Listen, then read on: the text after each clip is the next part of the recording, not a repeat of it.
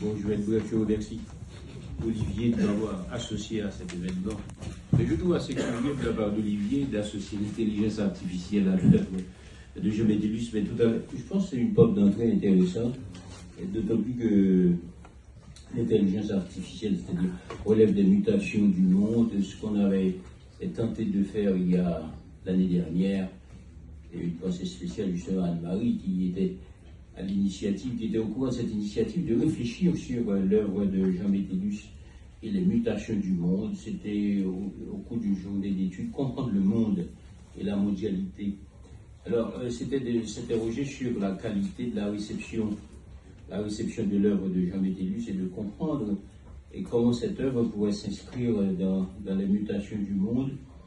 Et c'est vrai que l'œuvre a été publiée dans les diverses maisons d'édition où Jean-Métellus a reçu divers prix littéraires, mais on se demande aussi pourquoi il y a une appropriation qui reste faible justement au niveau du monde universitaire. Donc c'était cette ambition qu'on a essayé de comprendre, et avec ce qui a été engagé il y a quelques années de cela, par exemple d'Anténor Firmin, de Mézard de l'Orme, de Joseph Janvier, Jacques-Stéphane Alexis, René Despès, Jacques Roumain, des auteurs haïtiens qui ont toujours réfléchi sur le monde et l'histoire de l'évolution d'Haïti comme faisant partie du monde. Alors, Jean-Métellus, de point de vue, s'appuie sur cette littérature comme une exigence d'écrire, racontée par la compréhension des personnages historiques. On l'a vu tout à l'heure avec la lecture de Mariam, des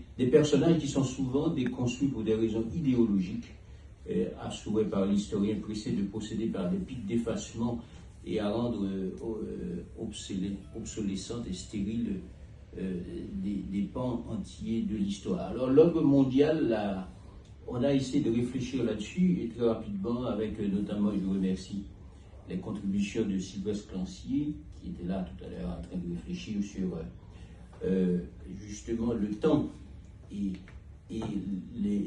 la littérature. Et justement, ce temps, on retrouve dans l'œuvre de Jean-Métellus, et c'est vrai qu'on est en train de réfléchir sur la publication de ces contributions.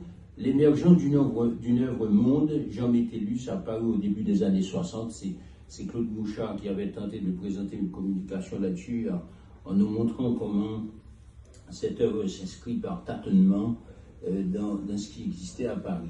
Et puis Le Doigt dans le théâtre de Jean-Métellus, c'était une contribution de docteur, de Maître Éric Soré, qui est ici, là, que je salue. Et alors, il a tenté de présenter, d'étudier les critères de la relation entre droit et littérature, où il a essayé de démontrer qu'il s'agit d'un théâtre politique imprégné de droit. Bon, faute de temps, je vais aller très vite.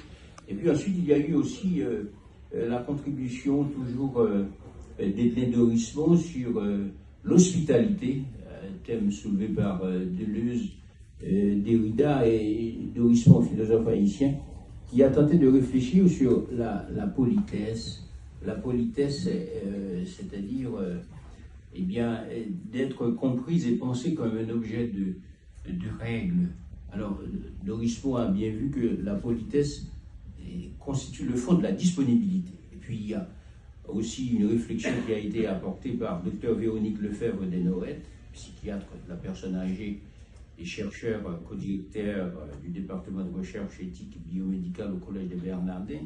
Et pour elle, l'hôpital, c'est un lieu d'accueil, d'hospitalité, mais aussi un lieu de recours et de haute technicité scientifique. Les valeurs d'humanisme, d'asile, on peut un peu laisser la place aux valeurs spécifiques des technoscientifiques et des managers, comme l'efficience, la rentabilité, le reporting, l'évaluation, l'utilité, sans se préoccuper de bienveillance, de justice, d'équité.